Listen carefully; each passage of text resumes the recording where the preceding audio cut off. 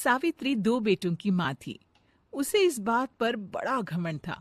वो मानती थी कि बेटे घर की शान होते हैं। ये ले सावित्री, मिठाई खा, मेरे यहाँ पोती पैदा हुई है। ये सुनते ही सावित्री मुंह बना के कहती है, अरे तू तो लुट गई, बर्बाद हो गई, तेरे यहाँ लड़की पैदा हो गई। अरे तू ऐसा क्यों कह रही है? मैं तो बहुत खुश हूँ। अरे जब तेरी पोती के पीछे तुझे खर्चे पर खर्चे करने पड़ेंगे ना, तब ये तेरी सारी खुशी गम में बदल जाएगी। पहले लड़की की पढ़ाई लिखाई का खर्चा, फिर उसकी शादी का खर्चा। अरे आजकल की शादियां कितनी महंगी हो गई है। गहने बनाओ, लाखों रुपए पानी की तरह बह जाते हैं। लड़कियां तो सिर्फ खर्चा करवाने के लिए ही पैदा होती हैं। इस तरह लड़कियों के प्रति अपने विचार व्यक्त करते हुए सावित्री ममता को लंबा चौड़ा भाषण देके चली जाती है। अब तो आप लोग इस कहानी में सावित्री देवी का पात्र अच्छी तरह समझ ही गए होंगे। कुछ समय बाद सावित्री की बड़ी बहू भी एक लड़की को जन्म देती है। फिर क्या था, सावित्री पूरा आसमान सर पर उठा लेती है। हे भगवान, ये तू मुझसे किस जन्म का बदला ले रहा है? अरे मैं तो मंदिर में रोज आकर तुझसे कहती तो थी कि मुझे एक पोता चाहिए, और तूने मुझे पोती दे दी। इतनी मिठाइयाँ और प्रसाद चढ़ाने का क्या फायदा हुआ? तभी सावित्री की बहू निशा कहती है, क्या माँ जी, आप भी इतनी सी बात पर नाराज हो गई हैं? देखिए तो आपकी पोती कितनी सुंदर है, बिल्कुल आप पर गई है। अरे चुप कर, तुझे 9 महीने इतने महंगे महंगे काजू बादाम फल फ्रूट खिलाने का फायदा क्या हुआ? मेरे तो सारे पैसे बर्बाद हो गए। ये सुन सावित्री का बड़ा बेटा अजय कहता है, माँ, तुम सिर्फ नाम के लिए 2020 में रहती हो। असल में तुम्हारा दिमाग सैकड़ों साल पुरानी सोच रखता है। आज के जमाने में लड़का और लड़की में कौन फर्क करता है? मैं तो बहुत खुश हूँ कि भगवान ने मुझे लक्ष्मी के रूप में बेटी दी है। लेकिन सावित्री पर अजय की बातों का कोई असर नहीं होता। नालायक, अपनी पत्नी की जबान बोल रहा है। मेरा बड़ा बेटा तो हाथ से गया। लेकिन सावित्री देवी हार मानने वाली नहीं थी। वो पोते की चाह में अपने छोटे बेटे विजय की शादी करवा देती है। कुछ समय बाद आखिरकार वो दिन आ ही जाता है जब सावित्री की छोटी बहू गर्भवती हो जाती है। सावित्री इतनी खुश हो जाती है कि वो बच्चे के जन्म से पहले ही सारे मोहल्ले में ढिंढोरा पीटने लगती है। ये क्या सावित्री, तू तो पोते के जन्म से पहले ही मिठाई बांट रही है।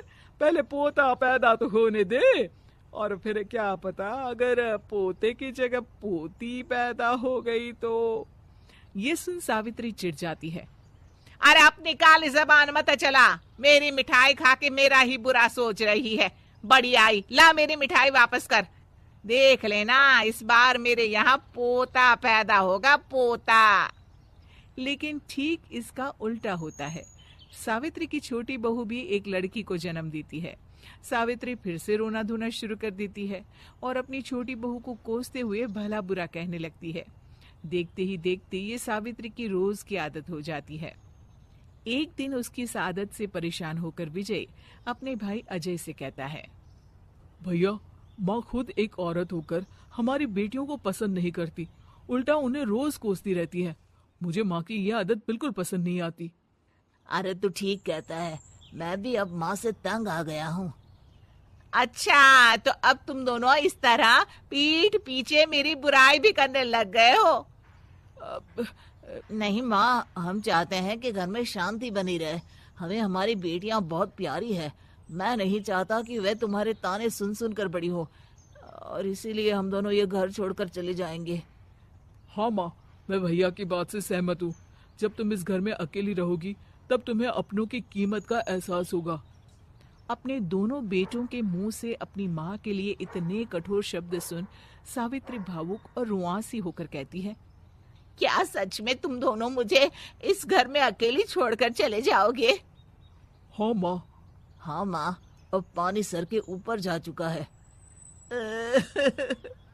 मैं तुम दोनों के बिना नहीं रह सकती। अपनी सास के आंसू देख अजय और विजय की पत्नी अपने पतियों से लड़ पड़ती है। अरे जिसे जाना है वो जाए, मैं माँ जी को छोड़कर कहीं नहीं जाने वाली। भाभी, आप ये क्या कह रही हैं? वही जो तुम सुन रहे हो, दीदी बिल्कुल सही कह रही है। हम बेटियों के संस्कार हमें सिखाते हैं कि सास माँ समान नहीं बल्कि माँ ही होती है और उस माँ की जिंदगी भर सेवा की जाती है। बेटे अपना फर्ज भूल सकते हैं, लेकिन बेटियां नहीं। आप दोनों शौक से जा सकते हैं। माँ जी, हम दोनों के रहते आपको किसी बात की फिक्र करने की जरूरत नहीं। फिर क्या था, सावित्री के ऊपर छाए बेटों के घमंड के बादल उसकी बेटी स्वरूप बहुओं के तेज के आगे आंसू के रूप में परिवर्तित होकर सावित्री की आंखों से बहने लगते हैं और वो उन दोनों को गले लगा लेती है। मैं जिंदगी भर बेटियों को खोजती रही, लेकिन आज तुम दोनों को देख मुझे समझ आ गया कि बड़े अभागे होते हैं वो लोग जिनके घर बेटियां नहीं होती।